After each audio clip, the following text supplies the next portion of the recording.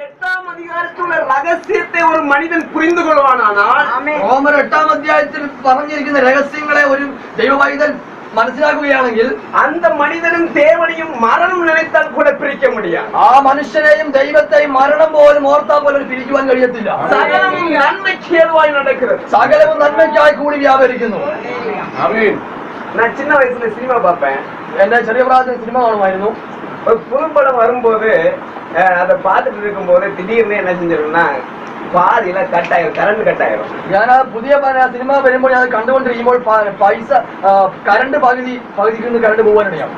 நான் நினைப்பேன், ஐயோ அந்த கரண்ட் போயிட்டு கடைசி கட்டம் என்னவா இருக்குமோ அப்படின்னு சொல்லிட்டு குழம்பிட்டே இருப்பேன். ഞാൻ അപ്പോൾ അയ്യോ കറണ്ട് പോയല്ലോ, അതിന്റെ അവസാനം എന്തായിരിക്കുമെന്ന് പറയാൻ ചിന്തിച്ചുകൊണ്ടിരിക്കും. ஆனா நான் பார்க்கக்கூடிய இடத்துல அந்த படத்தை தயாரிச்ச ஒரு நபர் பார்த்துட்டு இருந்தாருன்னா அவர் எப்படி நினைப்பாரு? கடைசி முடிவு எனக்கு தெரியும்பா, கரண்ட் போனாலும் பரவாயில்லன்னு நினைப்பாரு. പക്ഷെ ഞാൻ എന്റെ സ്ഥാനത്ത് ആ പടം നിർമ്മിച്ചവരാണ് കാണുന്നതെങ്കിൽ അവര് പറയും എനിക്ക് ഇതിന്റെ അവസാനം അറിയാൻ, കാരണം ഞാനത് നിർമ്മിച്ചത്. நம்மளுக்கு வேணும் நம்மளுடைய முடிவு தெரியாம இருக்கலாம், நம்மளுடைய டைரக்டருக்கு நம்ம முடிவு தெரியும். നമ്മളെ അവസാനം നമുക്ക് അറിയത്തില്ലായിരിക്കും, എന്നാൽ നമ്മൾ ഡയറക്ടറായ കർത്താവ് നമുക്ക് എല്ലാം നമ്മുടെ അവസാനം. மனிதனால இறந்த காலத்தின் நிகழ்காலத்தை தெரிந்து கொள்ள முடியுமானால் எதிர்காலத்தை தெரிந்து கொள்ள முடியாது.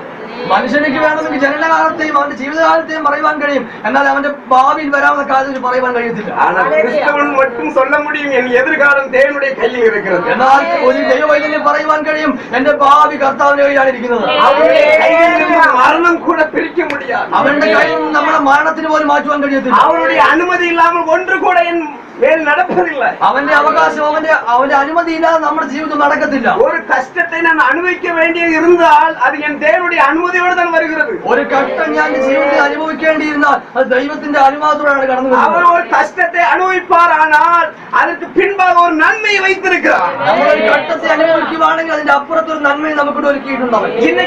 இன்னைக்கு சாயந்தரம் வந்து என்ன ஆயிடும், இருட்டு வரும். ഇന്ന് വൈകുന്നേരം ഇവിടെ ഇരുട്ടാവും. ഇരുട്ട് വന്നിട്ട് வாழ்க்கை മുഴുവൻ ഇരുണ്ട് പേരും നിனைக்க கூடாது. ഇരുട്ട് വന്നാൽ ജീവിതം മുഴുവൻ ഇരുണ്ട് പോയെന്ന് ഒരിക്കലും വിചാരിക്കരുത്. ഇരുട്ട് വന്നാൽ ഒരു വിടിയൽ കട്ടായം ഉണ്ട്.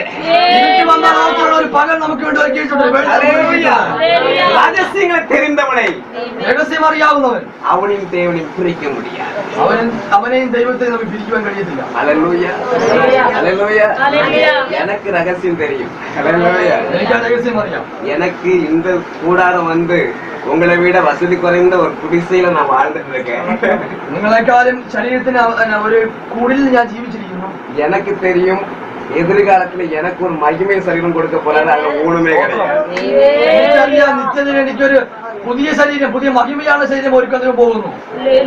நடக்கிறது முக்கியம் இல்ல, നടക്കുന്നതൊന്നും പ്രശ്നമില്ല. ஆடு மாடு நடக்குது, നടക്കുന്നുണ്ട്, எல்லாம் நடந்துதான் இருக்கா, എല്ലാം നടക്കുന്നുണ്ട്. ஆனா நடக்கிறது முக்கியம் இல்ல, எதற்காக நடந்து கொண்டிருப்பா என்பதே முக்கியம். നടക്കുന്നത് കുഴപ്പമില്ല, എന്തിനാണ് നടക്കുന്നത് അതാണ് വിഷയം. காலு கை நல்லா இருக்கிறது முக்கியம் இல்ல, കാലും കൈയും നല്ലതാണെന്നുള്ള കാര്യം പ്രശ്നമില്ല. காலு கை நல்லா இல்லாட்டாலும் கடவுளோடு நடக்கிறானா அதுதான் முக்கியம். കയ്യും കാലും ഇല്ലെങ്കിലും കർത്താവിനോട് നടക്കുന്നുണ്ടോ അതാണ് ഏറ്റവും വലിയ വിഷയം. இந்த ரகசியம் தெரிந்தும் கூட என் ஆண்டவர் அனுமதிக்காமல் எதுவும் என் வாழ்க்கையில் நடக்காது என்று தெரிந்தும் கூட அநேக விசுவாசிகள் கண்ணீர் வடிக்கிறார்கள். ഈ രഹസ്യം അറിയാഞ്ഞിട്ടും കർത്താവിനോട് കൂടിയുള്ള ബന്ധം അറിയാഞ്ഞിട്ടും അനേകം വിശ്വാസികൾ കണ്ണുനീരായിട്ടിരിക്കുന്നു. இந்த கண்ணீர் பயனில்லாமல் போய்விடுமோ? ഈ കണ്ണീരിന് ഫലമില്ലാതെ പോകുമോ? இல்ல, ஒரு நாளும் கண்ணீர் ஒரு நாளும் தேவ சமூகத்தில் வடிக்கும் போது அது பலனில்லாமல் போகவே போகாது. കർത്താവിന്റെ സന്നിധിയിൽ കണ്ണുനീരൊഴുക്കുന്നതിന് ഫലം കാണാതെ പോകത്തില്ല. அநேகர் இந்த ரகசியம் தெரியாமல் புலம்புவார்கள். അനേകം പേർ ഈ രഹസ്യത്തെ അറിയാതെ പിറുപിറുത്തുകൊണ്ടിരിക്കും. என் தேவனே, என் தேவனே, ஏன் என்னை கைவிட்டு? എന്റെ ദൈവമേ, എന്റെ ദൈവമേ, നീ എന്തിനാണ് എന്നെ കൈവിട്ടത്?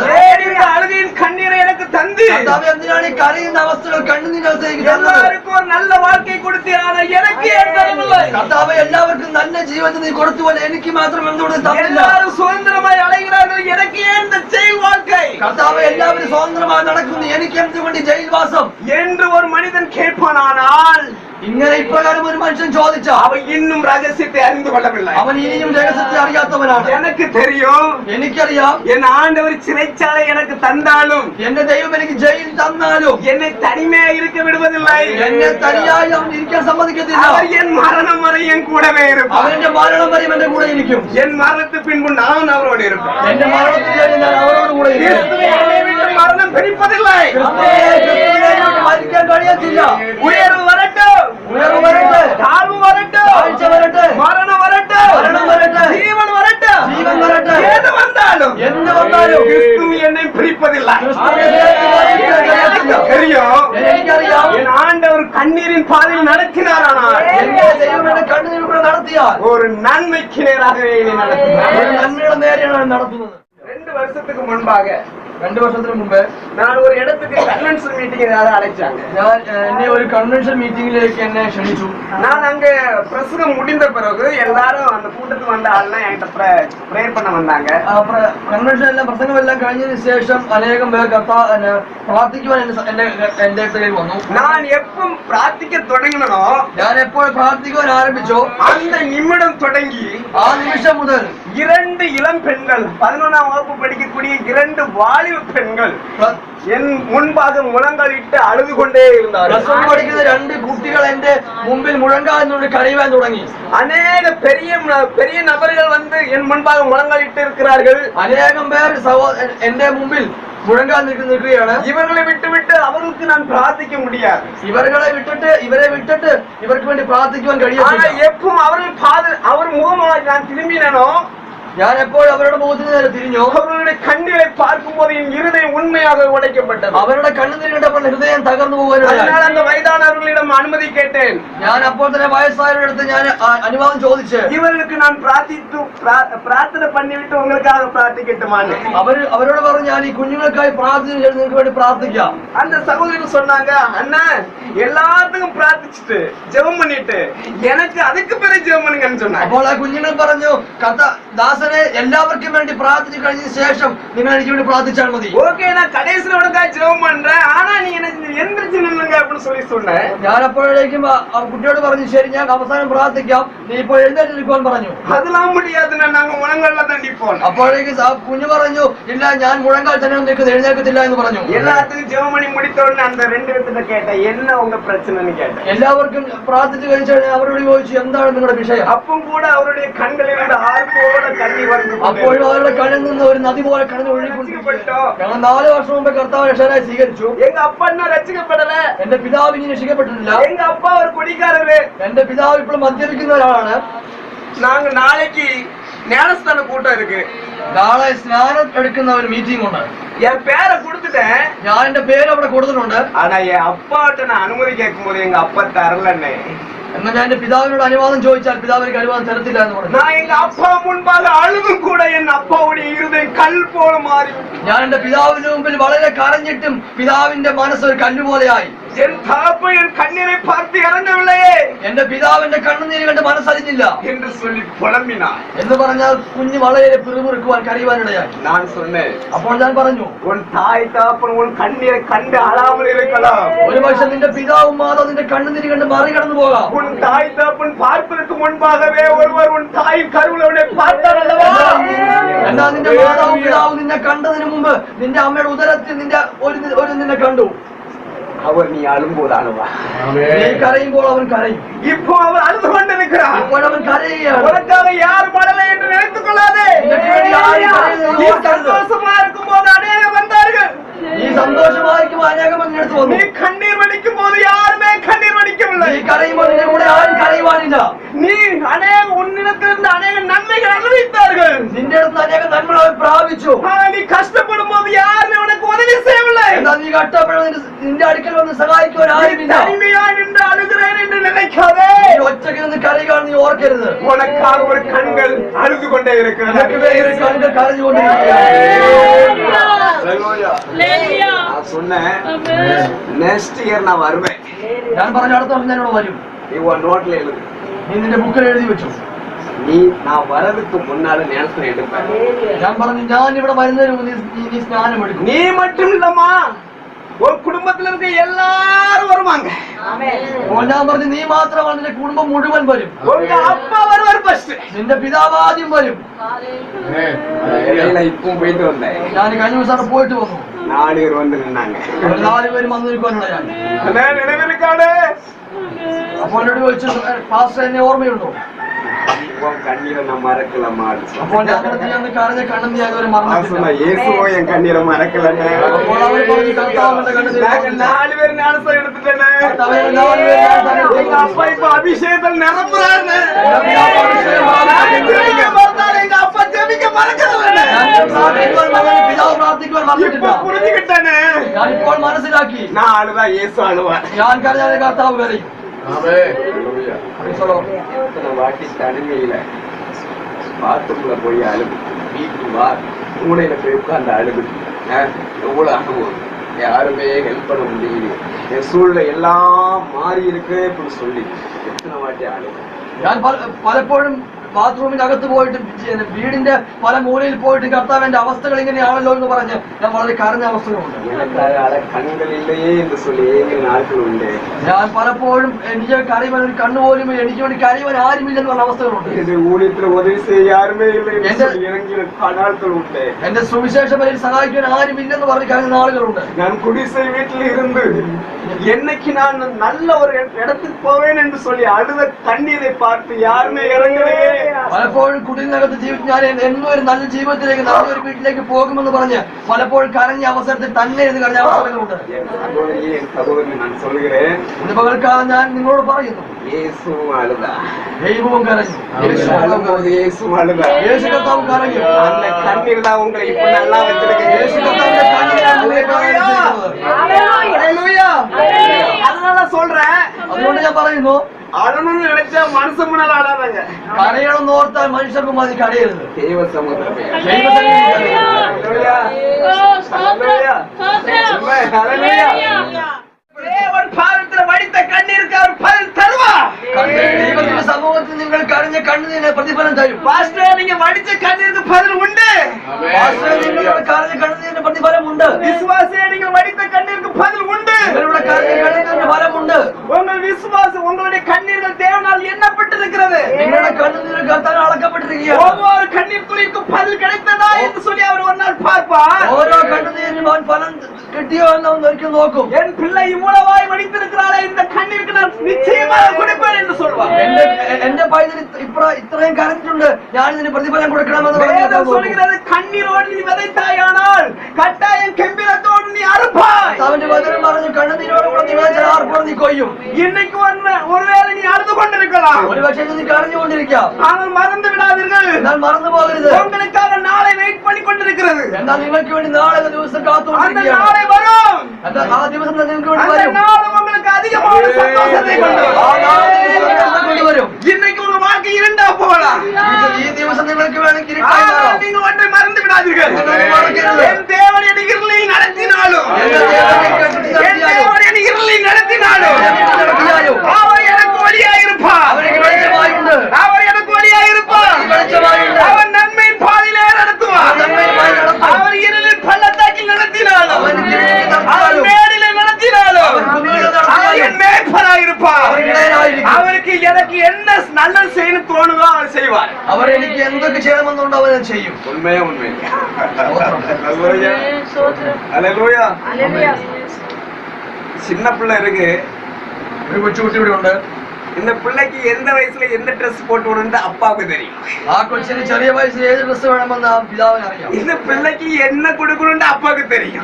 ഈ കുഞ്ഞിന് എന്ത് കൊടുക്കണമെന്ന് പിതാവിന് അറിയാം. சில நேரத்துல அப்பா ஸ்வீட்டை கொடுப்பாரு, ചില സമയത്ത് പിതാവ് മധുരം കൊടുക്കും. சில நேரத்துல அப்பா கசப்பை கொடுப்பாரு. ചില സമയത്ത് പിതാവ് കയ്പ് കൊടുക്കാനുണ്ട്. அந்த பிள்ளை நினைக்க கூடாது, ஐயோ எங்க அப்பா கசப்பை தந்துட்டாரே, கசப்பை தந்துட்டாரு. എന്നാൽ കുഞ്ഞിന് ഒരിക്കലും വിചാരിക്കാൻ കഴിയത്തില്ല, എന്റെ പിതാവിന് കയ്പ് തന്നുവല്ലോ. பிள்ளை கசப்புனால அழுதாலும் കുഞ്ഞ് കയ്പ് കൊണ്ട് കരഞ്ഞാലും அப்பாவுக்கு தெரியும், പിതാവിന് അറിയാം இந்த கசப்பு உனக்கு நல்லதுடா. ഈ കയ്പ് എനിക്ക് നല്ലതാണ്. ஹல்லேலூயா. ஹல்லேலூயா. அவருடைய சிநேகத்தை போல இந்த உலகத்துல எவ்வளவு சிநேகம் காட்ட முடியாது. അവനെ പോലെ സ്നേഹിക്കുന്ന ആരും ഈ ലോകത്തിലില്ല. ஒரு பைவன் செய்யும் போது அதை வெயில்ல காய வைப்பான். ഇഷ്ടിക ഒരു കുശവൻ ചെയ്യുമ്പോൾ അതിന് വെയിലത്ത് ഉണക്കുവാനിടും. அது நினைச்சிட கூடாது, என் குயவன் மறுபடியும் நினைச்சுக்க மாட்டாரு, இப்படியே விட்டுருவாருன்னு நினைக்க கூடாது. ഒരിക്കലും ഇഷ്ടിക വിചാരിക്കരുത് എന്റെ കുശവൻ ഇങ്ങനെ വെയിലത്ത് മാത്രം ഇടുന്നു. மறுபடியும் செந்த சூளையில் வச்சு அவிப்பா. പിന്നെയും ചൂളക്കകത്ത് കയറ്റി എന്നെ ചുടും. அப்ப அந்த செங்கல் நினைக்க கூடாது, അപ്പോൾ ഇഷ്ടി വിചാരിക്കരുത്, ஐயோ என் குயவன் செங்கல் சுளையில கொண்டு அவிக்கிறாரே, അപ്പോൾ വിചാരിക്കരുത് ഈ കുശവൻ എന്നെ ചെങ്കൽ ചൂളക്കകത്തിട്ട് எனக்கு சூடு தாங்க முடியலையே, എനിക്ക് ഇവിടെ ചൂട് സഹിക്കുവാൻ எனக்கு കഴിയുന്നില്ല, வேதனை தாங்க முடியலையே വേദന താങ്ങുവാൻ കഴിയുന്നില്ല என்று நீங்க நினைக்கலாம். നിനയ്ക്കാം. ஆனா அதுக்கு பிறகு செங்கல் வெளியே வந்த பிறகுதான் தெரியும், എന്നാൽ ഇഷ്ടിക പുറത്തു വരുമ്പോൾ മാത്രമേ അറിയത്തുള്ളൂ. நான் தீச்சுளைக்கு போலன்னா ഞാൻ ഈ തീകത്തൂടെ പോയില്ലെങ്കിൽ பெருமலையில கரைஞ்சு போயிருவேன். ഞാൻ മഴ പെയ്താൽ അടുത്തു പോകാനിടയാണ്. நான் கரைஞ்சு போக கூடாது, நான் நடுங்கி போயிடக்கூடாது, நான் அவரை விட்டு விலகி போக கூடாது என்பதற்காக என் தேவன் துன்பத்தின் பாதையை நடத்தி கொண்டிருக்கிறார். കർത്താവ് കഷ്ടത്തിൽ കൂടെ നടത്തുന്നത് പ്രശ്നങ്ങൾ വരുമ്പോൾ തകർന്നു പോകാതിരിക്കുവാനാണ്. നമ്മുടെ ജീവിതത്തിൽ പല സാഹചര്യങ്ങളും താഴ്ന്നു പോകാതിരിക്കുവാനാണ് അവൻ ചെങ്കൽ ചൂടുകൾ നമ്മൾ നടത്തുന്നത്. நிறைய பேர் நான் பைபிள் காலேஜ் படிக்கும் போது எனக்கு கூட நிறைய பேர் படிக்கிறாங்க.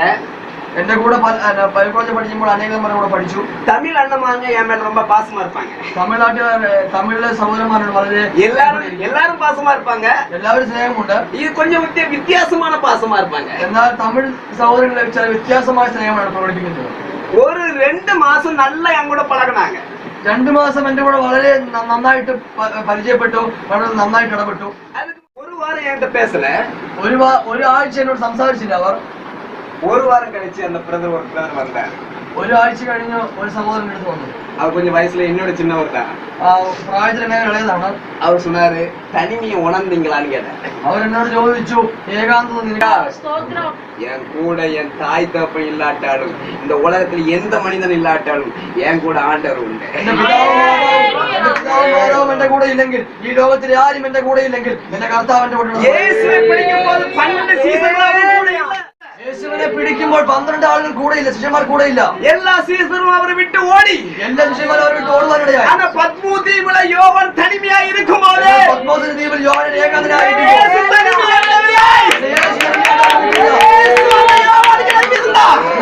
കർത്താവ് യോഹന്നാന് വേണ്ടി ഇറങ്ങി വന്നു. மனுஷனுக்கு தேவனுக்குள்ள வித்தியாசம் என்னன்னு தெரியுமா? മനുഷ്യന്റെയും ദൈവത്തിന്റെയും മധ്യ വ്യത്യാസം എന്താണെന്ന് അറിയാമോ? மனுஷன் இன்பத்துல கை கொடுப்பான், മനുഷ്യൻ സന്തോഷത്തിൽ കൈതരും, ஆனா துன்பத்துல வர மாட்டான். എന്നാൽ വിഷമത്തിൽ ஆனா വരത്തില്ല. தேவன் இன்பத்துல உண்டு, എന്നാൽ നമ്മുടെ ദൈവം துன்பத்துல உண்டு. பத்மு தீவுல என்னை ஆண்டவர் அனுமதித்தாலும் என்னுடைய பாதைகள் நாளும் அடைக்கப்பட்டு போனாலும் വഴിയെല്ലാം അടങ്ങി പോയാലും 5வது ஒரு பாதையை திறக்க செய்வார் ஐயா.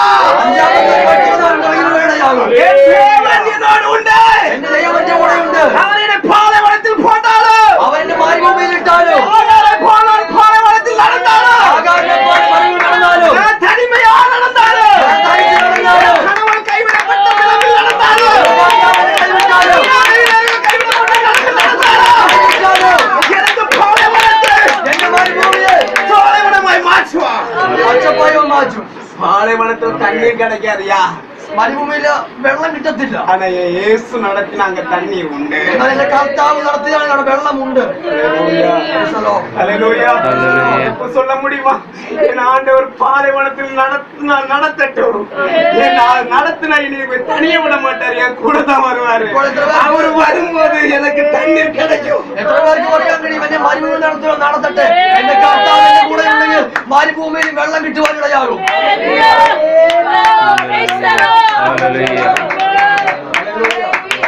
இப்ப சொல்ல முடியுமா, ஆண்டவர் உங்களுக்கு எதை செஞ்ச நன்மைக்கு ഇപ്പോൾ നിങ്ങൾക്ക് പറയുവാൻ കഴിയുമോ, ദൈവം നിങ്ങൾക്ക് ചെയ്യുന്ന നന്മയ്ക്കാണ് ചെയ്യുന്നത്.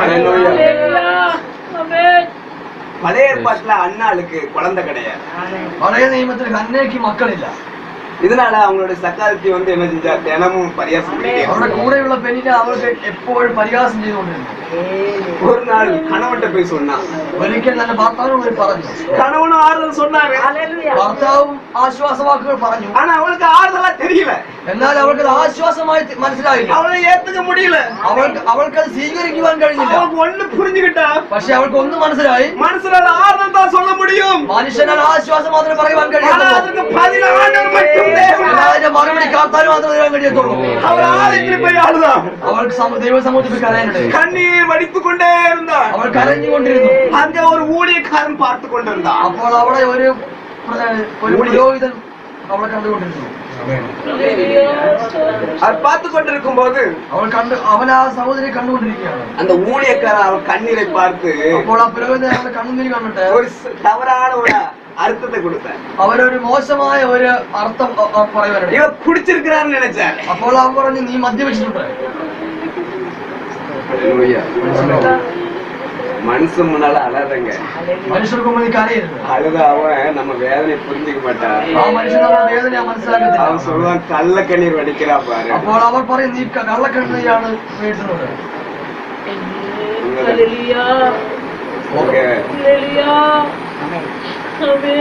நடிக்கிறான் பாரு அப்படின்பா. അപ്പോൾ അവർ പറഞ്ഞ് അഭിനയിക്കുകയാണ്.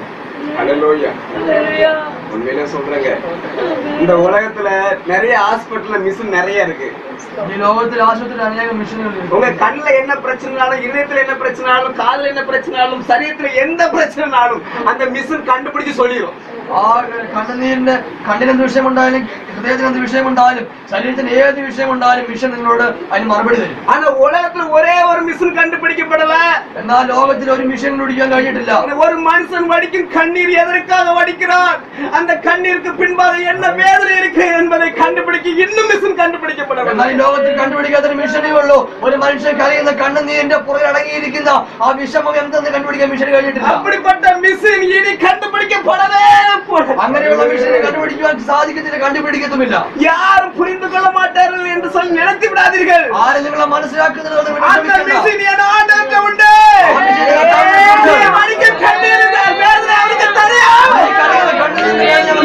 இருட்டில் வடிக்கக்கூடிய கண்ணீர் தெரியும்.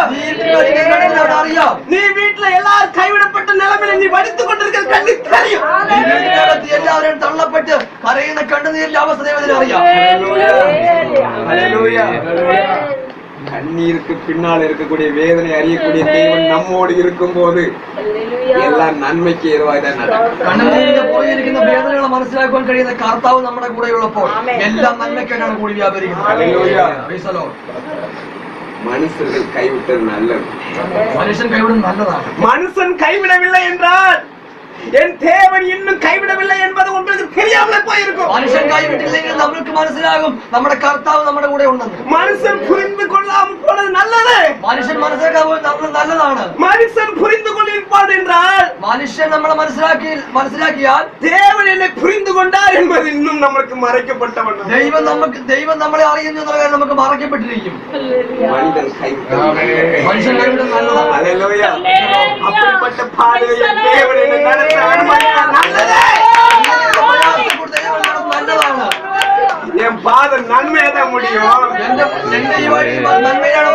என்னுடைய பாதையின் பயணம் அழிவை நோக்கி போகவில்லை. என்னுடைய பாதை ஜீவனை நோக்கி போய் கொண்டிருக்கிறது. அது இடுக்கமான வாசல் தான். நான் போகும்போது கஷ்டப்பட்டு தான் போனோம். പ്രയാസപ്പെട്ടാണ് வேதனை தான். വേദന കൂടിയാണ് நடப்பது முள்மெத்தை தான். നടക്കുന്നത് മുള്ളിലൂടെ നടക്കുന്നത്. ஆனா எனக்கு ஒன்று தெரியும். എനിക്കൊന്നും അറിയാം. நான் நடப்பது முள்முத்தையா இருந்தாலும் நமக்கா போல உட்கார போற சிங்காசனம். ഞാൻ നടക്കുന്നത് മുള്ളാണ്, ഇരിക്കാൻ പോകുന്ന സിംഹാസനത്തിലാണ്. இப்ப சொல்ல முடியும், என்னை விழிச்சவன் உண்மையுள்ளோ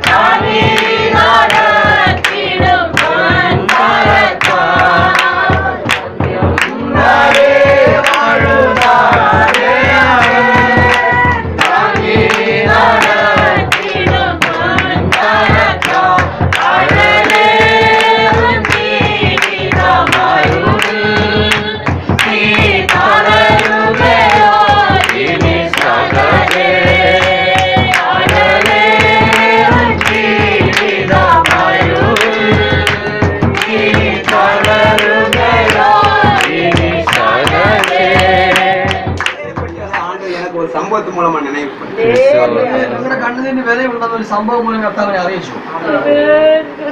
நான் நேற்று சிந்திச்சேன். ஏன்னா ஆதியாகமம் 32 அதிகாரம் 28 வசனத்துல ஒரு வசனம் உண்டு. 38 അധ്യായത്തിൽ 28 വാക്യമുണ്ട്. யாக்கோபு ஏன் அந்த தூதர்களோடு போராடி மேற்கொண்டான்னு போட்டு യാക്കോബോട് ദൂതനോട് പോരാടി ജയിച്ചു എന്ന് എഴുതിയിരിക്കുന്നു. நான் யோசித்தேன். ഞാനപ്പോൾ ആലോചിച്ചു, யாக்கோபு மனுஷன், യാക്കോബ് ഒരു മനുഷ്യനാണ്. இது தூதன் வந்து ஆவி. ദൂതൻ എന്ന് പറഞ്ഞ ഒരു ആത്മാവാണ്. ஒரு சரீரம் வந்து ஒரு ஆவியை பிடிக்க முடியாது. ഒരു ശരീരത്തെ കൊണ്ട് ഒരു ആത്മാവിനെ പിടിക്കാൻ കഴിയത്തില്ല. அது ஒரு மனுஷன், അതൊരു മനുഷ്യനാണ്. அவர் வந்து ஒரு பெரிய பரிசுத்த ஸ்தலத்துல இருக்கக்கூடிய தூதர்கள். അവരുടെ കർത്താവിന്റെ ഇരിക്കുന്ന ദൂതനാണ്. ஒரு மனுஷன் வந்து தூதரை தொட்டானா அவன் உயிர் வாழ முடியாது. ഒരു മനുഷ്യൻ ദൂതനെ പിടിച്ചാൽ അവർക്ക് ജീവിക്കാൻ കഴിയത്തില്ല. ஆனா இப்படி இருக்கும்போது എന്നാൽ ഇങ്ങനെയുള്ളപ്പോൾ தூதன் எப்படி சொல்ல முடியும் என்னை விடு நான் போகட்டும் என்று? അപ്പോൾ ദൂതൻ എങ്ങനെ പറയുവാൻ കഴിയും എന്നെ വിട് ഞാൻ പോകട്ടെ? எப்படி யாக்கோபு அவனை பிடிக்க முடியும்? എങ്ങനെയാണ് യാക്കോബിനെ പിടിക്കുവാൻ കഴിയുന്നത്? அப்போது ஆண்டவர் எனக்கு நினைப்படுத்தினார். അപ്പോൾ കർത്താവിനോട് പറഞ്ഞു, ஓசியா 12 அதிகாரம் 4 வசனத்திலே, ஓசியா 12 ഹോശേയ 12:4 വാക്യത്തിൽ അവനോട് അപേക്ഷിച്ചു. അവൻ ബേഥേലിൽ വെച്ച് അവനെ കണ്ടെത്തി. അവിടെ വെച്ച് അവൻ നമ്മോട് സംസാരിച്ചു. ஹல்லேலூயா. யாக்கோபு என்ன செஞ்சு? கரஞ்சு. ஹல்லேலூயா. കരഞ്ഞു. யாக்கோபு அழுதிருக்கிறான். യാക്കോബ് കരഞ്ഞു, கெஞ்சி அழுதிருக்கிறான். അവിടെ അവൻ അപേക്ഷിച്ച് കരഞ്ഞു. என்னை ஆசீர்வதித்தால் வெளியே நீ போக கூடாது என்று சொல்லி கெஞ்சி அழுதிருக்கிறான். എന്നെ ആശീർവദിക്കാൻ ഞാൻ നിന്നെ വിടത്തില്ലെന്ന് പറഞ്ഞ് കേണ അപേക്ഷിച്ചു. அப்பதான் ஆண்டவர் சொன்னார், അപ്പോഴാണ് കർത്താവ് പറഞ്ഞത്, உன் கண்ணீரை பார்த்து നിന്റെ കണ്ണുനീര് കണ്ട് உன்னுடைய தகப்பன் நிக்காமல் போகலாம். നിന്റെ പിതാവ് നിൽക്കാതെ പോകാം. உன் கண்ணீரை பார்த்து നിന്റെ കണ്ണുനീര് കണ്ട് உன் கணவர்கள் நிக்காமல் போகலாம். നിന്റെ ഭർത്താവ് നിൽക്കാതെ പോകാം. உன் கண்ணீரை பார்த்து നിന്റെ കണ്ണുനീരെ കണ്ട് எம்எல்ஏக்கள் மனம் இறங்காமல் இருக்கலாம். സഹോദരർക്ക് മനമിറങ്ങാതിരിക്കാം. ஆனால் உங்க கண்ணீரை பார்த்து നിന്റെ കണ്ണുനീരെ ஒரு കണ്ട് தூதன் ஒரு ஸ்டெப் கூட நகர முடியாது. ഒരു ദൂത ഒരു സ്റ്റെപ്പ് പോലും കടന്നു പോകാൻ കഴിയത്തില്ല. நீங்க கண்ணீர் வடிக்கும் போது தேவன் நிற்பார். உன் கண்ணீரை பார்ப்பதே ஒரு முக்கியமான வேலை. നിന്റെ കണ്ണുനീർ കാണുന്നതാണ് അവരുടെ ജോലി. எதற்காக கண்ணீர் வடிக்கிறார்? എന്തിനാണ് കരയുന്നത്? ஏன் என்னை விட மாட்டிருக்கிறான்? എന്തിനാണ് എന്നെ വിടാതിരിക്കുന്നത്? இவன் கண்ணீரை பார்த்து நான் எப்படி போவேன்? നിന്റെ കണ്ണുനീരോട് എങ്ങനെ പോകും? இவனுக்கு என்ன குறை? നിനക്ക് എന്താണ് இவன் കുറവ്? பூர்ணமாய் படைத்தேனே. നിനക്ക് പൂർണ്ണമായി ഉണ്ടല്ലോ. இவனுக்கு என்ன குறை? നിനക്ക് എന്താണുള്ളത്? நான் கொடுக்க வேண்டுமே ഞാൻ നിനക്ക് തരാം என்று சொல்லி ராஜா நிப்பா. എന്ന് പറഞ്ഞ് രാജാവ് നിനക്ക് നിൽക്കാൻ കഴിയും. ஹல்லேலூயா. ஹல்லேலூயா. அவர் எதை செய்தார் അവൻ നിനക്ക് എന്ത് ചെയ്താലും அவர் நன்மைக்கு எதுவாகும். അവൻ നിനക്ക് கண்ணீர் வடிக்க தெரிஞ்சிட்டு കരയുവാൻ അറിയാമെങ്കിൽ ஆண்டவரை பிடிச்சு வைக்கலாம். ദൈവത്തെ പിടിക്കുവാൻ കഴിയും. ஆண்டவர் நிறுத்தி வைக்கலாம். ஹல்லேலூயா. ஆண்டவரை நிறுத்தி வைக்கலாம். ஹல்லேலூயா. தினமும் நீங்க அழுது ஜெபம் பண்ணி பாருங்க. ஆண்டவர் உங்க பாதத்துல உங்க பக்கத்திலேயே நின்னுட்டே இருப்பாரு. എല്ലാ ദിവസവും കരഞ്ഞ് പ്രാർത്ഥിക്കണം. ദൈവം അടുത്തു. நீங்க நினைக்கலாம் ஒரு நபர் பக்கத்துல நிக்கிறதே நம்ம உணரலாம். നിങ്ങൾക്ക് വേണമെങ്കിൽ മനസ്സിലാക്കാൻ കഴിയും ഒരാൾ നമ്മുടെ ആരോഗ്യത്തിൽ നിൽക്കുന്നത്. ஹல்லேலூயா. എന്തിനാണെന്ന് അറിയാമോ എന്ന് ചോദിച്ചു. பரலோகத்துல அதை அனுபவிக்க முடியாது. സ്വർഗ്ഗത്തിൽ അനുഭവിക്കാൻ കഴിയത്തില്ലെന്ന് പറഞ്ഞു. ஹல்லேலூயா. இங்கதான் அழ முடியும். ഇവിടെ കരയാൻ പറ്റത്തുള്ളൂ. இங்கதான் கண்ணீர். ഇവിടെയാണ് കണ്ണുനീരുള്ളൂ. இங்கதான் கவலை. ഇവിടെയാണ് കഷ്ടങ്ങളുള്ളൂ. இங்கதான் யாருமே நம்ம கண்ணீர் துடைக்க வர மாட்டாங்க. ഇവിടെ ആരും കണ്ണു നോക്കാൻ ஆனா പറ്റില്ല. பரலோகத்துல கண்ணீர் இல்லை. களிப்புதான் உண்டு. அந்த தேவனுடைய கரங்கள் உங்க கண்ணீரை துடைக்கும். ஹல்லேலூயா. இப்போ சொல்லுங்க. ஹல்லேலூயா. പറയാൻ കഴിയുമോ? எந்த பாதை நடத்தலையா ஆண்டவர் நன்மைக்கு எதுவாக நடத்தும். ഏത് വഴി കൂടി നടത്തിയാലും കർത്താവ് നന്മക്കാണ് നടത്തുന്നത്. ஒரு நாள் நான் ஆண்டவர்கிட்ட கேட்கல. ഒരു നാൾ ഞാൻ കർത്താവിനോട് ചോദിച്ചില്ല, ஏன் ஆண்டவரை எல்லாத்துக்கும் காலம் கொடுத்துருக்கீங்க, எனக்கு காலம் தரல. കർത്താവ് എന്താണ്? என் பிரியமான சகோதர சகோதரிகளே, My beloved brethren, உங்களை நான் இந்த வீடியோ மூலம் சந்திப்பதில் பெருமகிழ்ச்சி I am அடைகிறேன். very glad to meet you through this video. நான் உட்கார்ந்து பேசுறேன்னு எதுவும் நினைக்காதங்க. Don't think that, praise the Lord, I am sitting down and preach. Because என்னால் நடக்க முடியாது. Yeah, I cannot walk properly, ஆனால் தேவனுக்காக நான் எதையாவது செய்யணும்னுட்டு ஒரு ஆசையோடு இருக்கேன். but for God, I have a great desire to do something. நான் பைபிள் காலேஜ் முடிச்சிருக்கிறேன். I have completed the Bible college, என்னைய போல கால் நடக்க முடியாதவங்களுக்கு ஒரு ஹோம் ஆரம்பிக்கணும்னு நான் நினைச்சிருக்கிறேன். and by the grace of God, I have planned to start the home like the disability people like me. அது அரசாங்கத்துல சட்டப்படியா நான் ரெஜிஸ்டர் பண்ணியிருக்கிறேன், எஸ்எம்எஸ் ஃபவுண்டேஷன் அந்த பேரு. By the grace of God, in government, I got the approval. ADG வரி விலக்கு எங்கள்கிட்ட வாங்கி வச்சிருக்கோம். Even we had a permission of the tax. நீங்கள் அரசுக்கு வரி செலுத்துகிறவராக இருந்தால், If you are a person who pay tax to the government, எங்களுடைய ட்ரஸ்ட் கட்டுமான பணிக்கு நீங்கள் கொடுத்து உதவும்படி நான் கேட்டுக்கொள்கிறேன். I am asking you to pay for our trust and support us. நீங்க செய்யக்கூடிய ஒவ்வொரு உதவியும் And for each support that you give, எங்களை போல் கால் நடக்க முடியாதவங்களுக்கு போய் சேரும். it will reach to the people who are disabled. எங்களை போன்று நடக்க முடியாத பார்வையற்ற மொத்தம் 21 வகையான மாற்றுத்திறனாளிகள் தமிழ்நாட்டில் உள்ளனர். More than 21 kinds of disability people who are blind, dumb, deaf and unable to walk, crippled. Many people are there. ஒவ்வொருத்தரும் ஒவ்வொரு விதமான எதிர்பார்ப்போடு வாழ்ந்து கொண்டிருக்கிறார்கள். Every people are having great expectation in various aspects. அவருக்கு எதிர்காலம் இயேசு கிறிஸ்துவே என்பதை நான் நிரூபிக்க வேண்டும். I have to prove them their future is Jesus. அவர்களும் பரலோகத்துக்கு வர வேண்டும். Even they should come to heaven. அவர்களுக்காக ஒரு கோபம் கேட்டதுக்கு நாங்க டொனேஷன் கலெக்ட் பண்ணிட்டு இருக்கோம். And we have been collecting the donation to construct a home for them. நாங்க நேர்ல வர முடியாது. I could not come directly to you. அதனால நீங்க இது பார்த்து கொண்டு கடவுள் உங்ககிட்ட பேசினா எங்களுக்கு உதவி செய்யுங்க. Praise the Lord. By watching, those who are watching, kindly understand all these things. If God's willing, support us this ministry. அந்த மணி திக்கற்ற பிள்ளைகளுக்கு ஒரு வாழ்க்கையும் சுவிசேஷமும் கொடுக்க வல்லது. That money will go to the orphan and the people who are disabled. அந்த நீங்க கொடுக்கக்கூடிய மணிக்கு கட்டாயம் தேவன் பல மடங்கு பலன் தருவார். உங்களுக்காக நாங்க ஜெபிக்கிறோம். The support that you for this ministry, surely God will bless you and help you to yield more riches. Thank you.